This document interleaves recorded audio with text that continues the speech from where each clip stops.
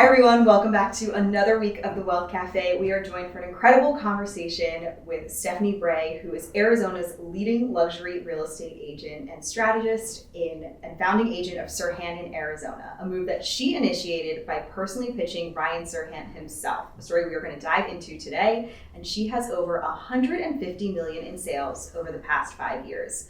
Stephanie is known for her bold vision, high impact marketing, and ability to turn real estate into a wealth building strategy. She specializes in guiding high net worth clients, particularly physicians relocating to Arizona, through a seamless high stakes transaction. Whether it's luxury listings, investment moves, or cross state relocations, Stephanie brings a blend of strategy, storytelling, and relentless drive that redefines what it means to lead in modern real estate. Stephanie, thank you so much for joining me today. I'm happy to have you here. Thank you so much. What a very kind introduction. I love it. You have such an incredible story of how you got into real estate, and I'd love for you to share a little bit of your background because not only are you a real estate agent, but if I'm right, you are a third generation agent. Is that true? Yeah, that's right. So I really grew up in the business. And when people ask me how long I've been in the business, I say my whole life. And I actually really mean that. My both of my parents worked in the real estate business. And I grew up going to showings and open houses with my mom. So even from the time that I was a kid, I was selling real estate and knew what an escrow meant. That is so funny. So, what was it that made you say, okay, I want to do this as well? I'm going to continue on rather than people go one of two ways, right? They either think, no, I never want to do this, or they get the bug. What was that moment for you where you got the bug? I love that question. So I got my real estate license when I was 18, and at that time, I was like the first category you mentioned. Absolutely not. No way am I selling real estate. That's what my parents do. When you're 18, you know everything, and I was no exemption from that. I definitely knew everything, and that I wasn't going to sell real estate. And so I ended up going to college and got a couple of degrees, and I went into consulting actually in Los Angeles, and it had nothing to do with real estate whatsoever. But when I was 22, I ended up in the emergency room actually because I was having an ocular migraine and I didn't know exactly what that meant, but I knew that I couldn't see. And so it was super scary. And basically, I was like, why am I dying? I'm only 22 years old. I was having this migraine from staring at a computer for, 15, 16 hours every single day. And it was kind of that moment that made me realize, like, do I really want to work like this? I'm the type of person that's going to work that hard no matter what, but do I really want to work like that for someone else's dream, or do I want to work that hard for myself and my family and my legacy? And so at that point, I moved back to Arizona and thought, well, I know real estate, let's go for it. That is an incredible story, especially as somebody who has had tons of migraines themselves. I understand, like, once you have one of those, you can never come back from it and it changes your life. So I understand, and that is an incredible story. You also have an incredible story of how you then also transitioned while you were in the business. So let's first start with first days of the firm you were previously at in brokerage. Tell me a little bit more about your experience while you were there. Yeah, I mean, it was fantastic. Like I worked for a really great firm in Arizona. I kind of say that I grew up there in the business. I learned a ton from amazing people that became my friends. They became my family, and I just learned absolutely a ton and really cut my teeth with that first company. That is beautiful. Is that how you then got into working with the physicians? Because that is super niche. It is super niche. Yeah. That was actually, yeah, I guess kind of the tail end of my career at the previous company. I started working with physicians, and that was really just kind of through word of mouth and through some referrals that I ended up working with a couple. And then, of course, if you do a great job, then they tell their friends. And so that is how I ended up really just kind of diving into that niche. That's incredible. So we have to obviously unpack the story of you pitching Ryan Serhant with an iPad, which when I heard this story, I was so inspired and I was like, she is awesome. Like that is just absolutely incredible. Let's start. How did you come up with the idea? Yeah. So this was early 2024 that I frankly had kind of found myself in a bit of a funk in the real estate business.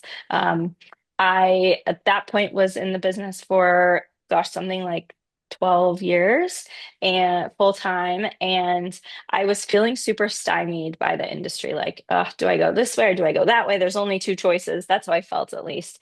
And so I just decided to start looking at some new brokerages in town. I interviewed with everybody, and none of them really had that feeling that I was looking for, like that feeling of home. And so I was just really bummed out about it. And I ended up going on a vacation with one of my best girlfriends, who's now one of my business partners. And she said she had just come from Inman and she heard Ryan speak. And of course, I knew who Ryan was, being in the industry. He is a pillar, he's super successful. And she said to me, Steph, why don't you go work for Ryan Serhant? And I was like, well, obviously, I would love to, but he's not in Arizona. And she said, well, why don't you ask him? And I thought, okay, interesting concepts, right?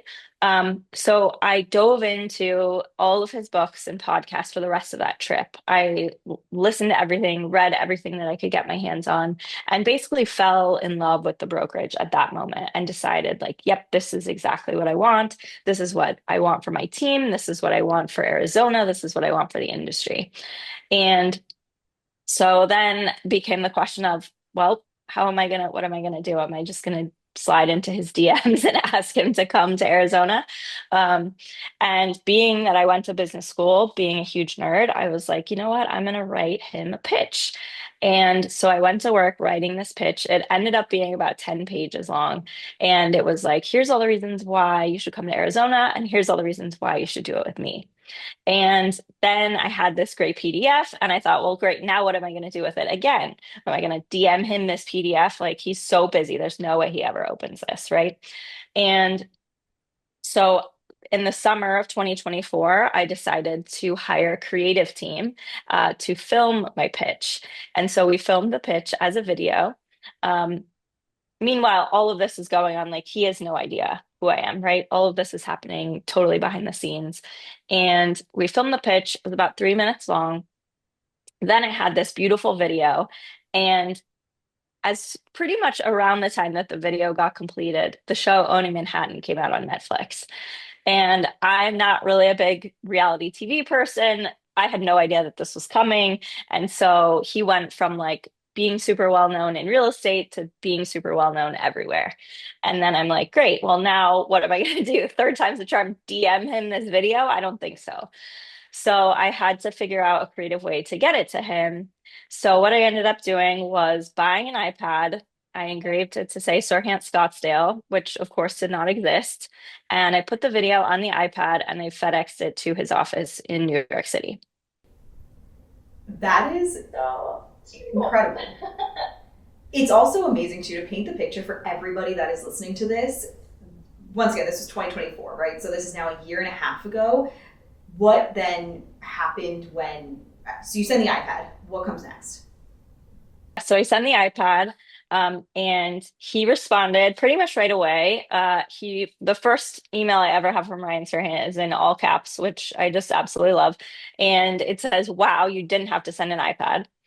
To which I thought to myself, well, yes, I did because you looked at it. It worked. Um, but he said in his email, now this, keep in mind, was about September now of 2024. And he said, wow, you didn't have to send an iPad. We have no plans to be in Arizona. But when we do, dot, dot, dot, end of email. Like, shoot, okay, well, it's not a no, but it's also not a yes. And so he copied a guy on the email whose name was Todd. He was the VP of growth at Serhant. I reached out to Todd and I basically said, hey, I want to get to know you. I want to find out how we move Arizona up on the list, how we can make this happen. And so he and I had a chat.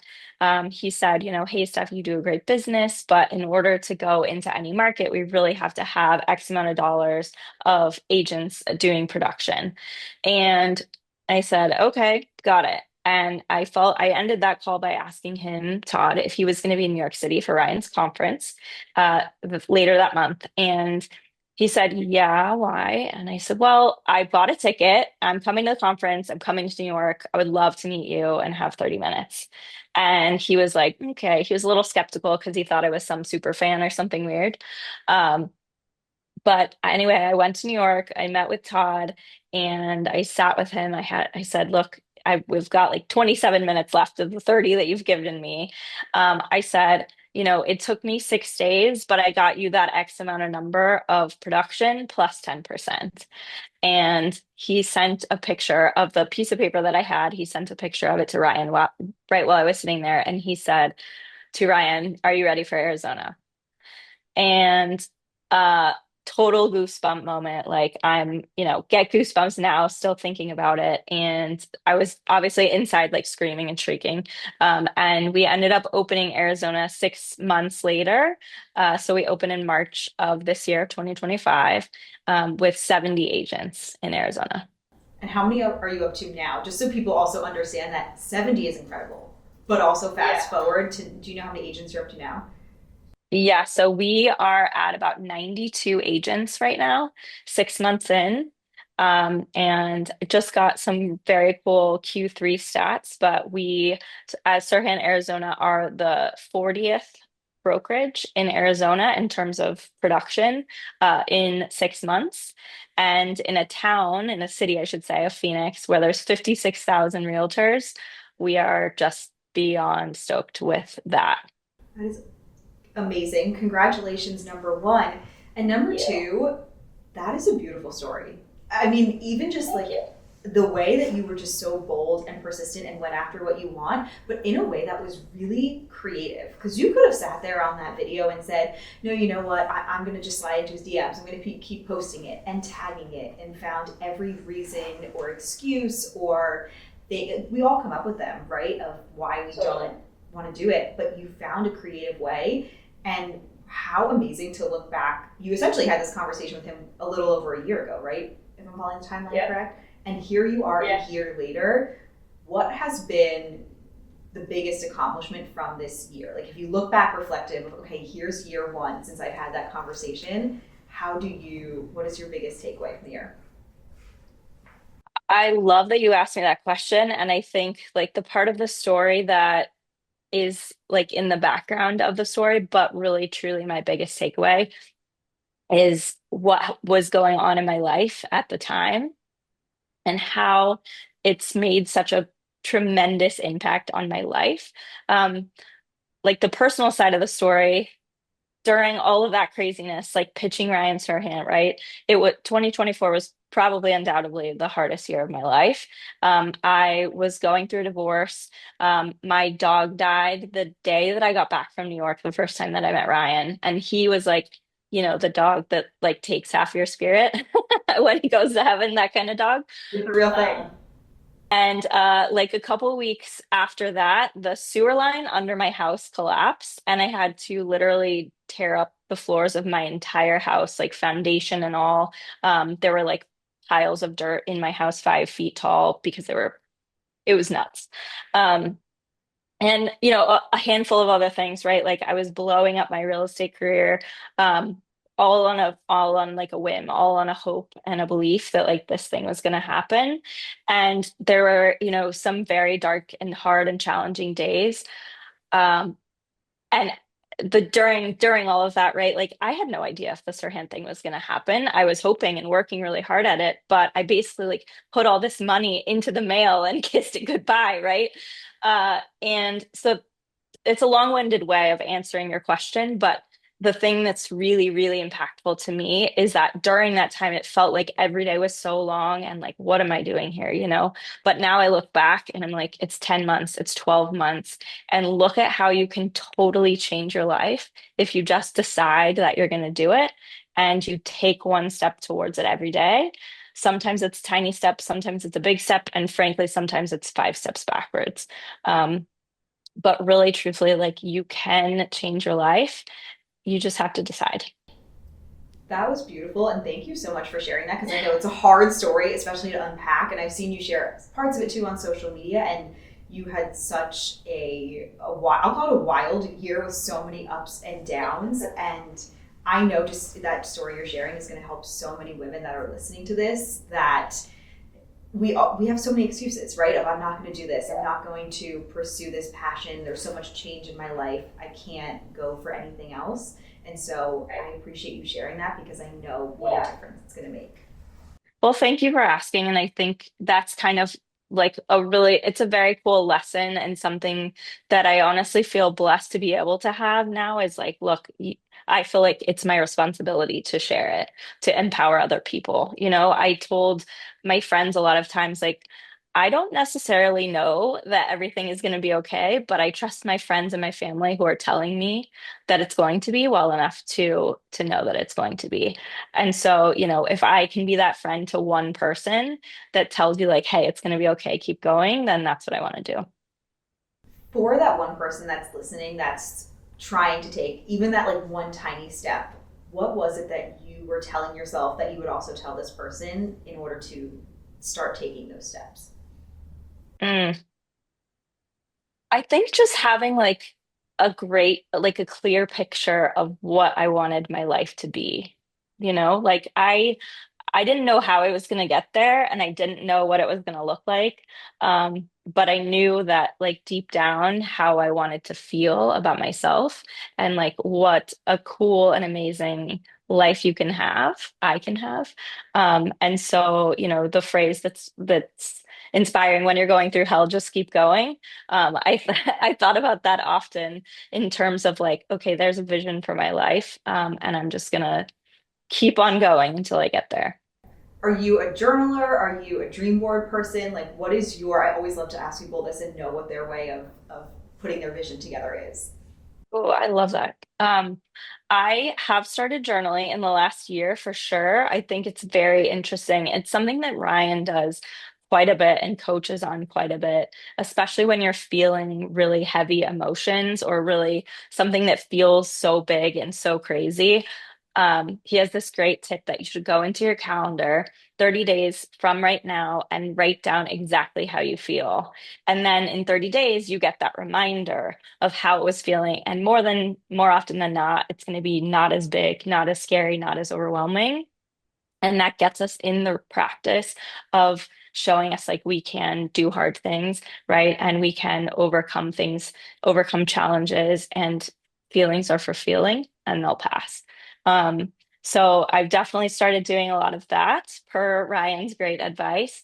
And I also love a vision board. I mean, there's nothing better than just putting some actual, pictures to it and looking at it every day. It's subconscious most of the time, but I've seen it work a lot. So, as you are getting ready to do a vision board for 2026, and if so, I'd love a little insight of what is on there for you, and if you're willing to share, even personally and professionally. Yeah, I love that. So next year I have some aggressive sales goals for myself and my team. So that's definitely going to be on there. It would be like record breaking for personal sales and then team, of course. And we've been doing a lot of really good systems and structure work this year, especially, building up the brand with Serhant that I know we can get there. So that's been really exciting.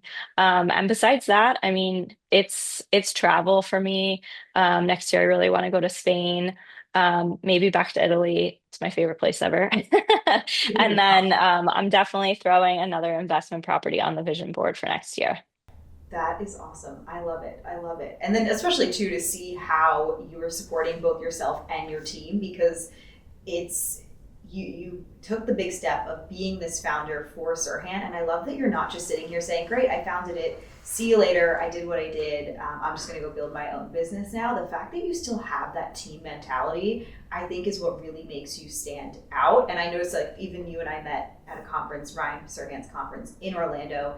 You can tell too when we meet in person that you care about those around you. So to see that reflected in your goals and the future, I just think is an amazing thing. Well, thank you. Thank you for recognizing it for sure. And I feel obviously like you and I have that kind of kindred spirit, which is why we hit it off when we met, for sure. But I that was something that was really, really important to me about bringing Sirhan to Arizona, just having that spirit of collaboration over competition. Real estate can be very cutthroat. It can be a very lonely business if you don't have friends in it. If you don't have mentors, if you don't have people kind of supporting you and cheering you on. And, realistically, there's enough business for all of us, right? So I don't want to ever be a gatekeeper when it comes to real estate. Um, There's tons and tons of ways to be successful at it. And honestly, like the person who's standing right next to me, their clients probably aren't my same clients anyway, right? You work with people that are attracted to you. Your vibe is your tribe. How do you say that? Tribe is your vibe, whatever, however that goes. Um, and so, so there's no sense in just being competitive all the time. I agree. And that's something I think that, especially as women, we do differently. So I would also love to hear your experience, and we can end on this note, is how you have really grown, especially real estate can be a very male heavy, male dominated world. And a lot of the women that listen to this are in that world and they are trying to figure out how to make a space for themselves. How do you do that in your own business and also in your own life? I love that. So I think a couple ways. Like one of the kind of reasons that I was feeling super stymied by the industry when I was feeling that way was like, okay, well, if you want to be in luxury real estate, you have to wear a suit and say, "Welcome to 123 Main Street," and do this video where you're just walking up to the house, right? And it just felt so inauthentic to me. And I think that that's probably my biggest advice to anyone who is feeling stymied by their industry or pigeonholed by their industry, whether it's because of, it being male or female dominated, or whether it's for any other number of reasons. But like the sooner that you can just be fully authentically yourself in your business, you're going to attract the people who are meant for you. And if you're attracting people that are for you, you like them, they like you, business is fun, it's seamless. Not always, right? Problems come up, but you have a much higher likelihood of working through them together. And when you like what you do and when you're having fun with it, you're going to be way more successful. And so Serhant was definitely a platform for me to just go full in on like, hey, this is who I am. I don't always wear a suit. Sometimes I do. When I do, it's pink, right? And like you're going to see me on Instagram with my dog, or, going out to different restaurants, or in my Jeep, right? Like I'm not just this one thing that's a realtor. I'm Stephanie. I also sell real estate. Um, and just kind of giving myself permission to be authentic and be myself is definitely a game changer. I think that's really what, we talk so much about, okay, what is going to happen with AI and technology and how are we all going to be replaced? And people forget that we're humans, right? And seeing Yeah. you in your Jeep and you with your dog and you out having coffee, it may not relate every time to real estate, but when someone sees that, they're like, oh, that's right. Like, Stephanie's a human. Like, she's a good human. Yeah. She has a life.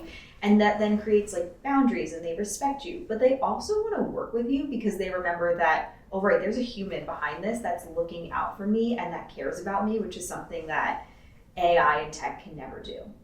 Yeah, yeah, for sure. And I'm a huge proponent of AI and tech. I mean, I use ChatGPT and Sora and Speedo and all the things, right? Like, I think it's amazing, and I think you have to.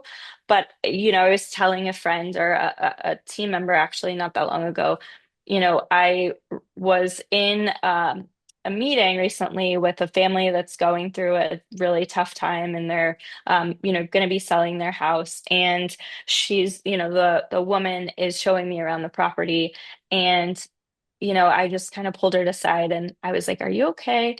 She's like, "Nope, not really." And I just like squeezed her hand. And no matter how many like processes and systems and tech and AI and stuff that we have, it's never going to be able to do that, right? It's never going to be able to like squeeze someone's arm or squeeze their hand and tell them it's going to be okay. I mean, sure, it could type that to you.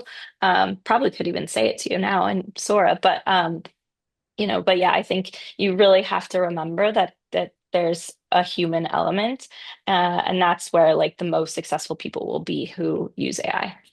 That's beautiful. And that is a perfect note to end on. And I like to ask everyone one final question before we end our episode. And that is, what is one thing you do every day that makes you feel wealthy? Ooh, I love that question, and I wasn't prepared for it. That's why I love to catch people off guard too, because then I get the honest answer. Yeah. I think, one thing that makes me feel wealthy is like walking my dog every day. And maybe that's kind of a sillier thing to say, but it's, like I have the time to do it. It's something that I really enjoy doing, and it kind of grounds me and sets me up for success for the rest of my day. So I would say that.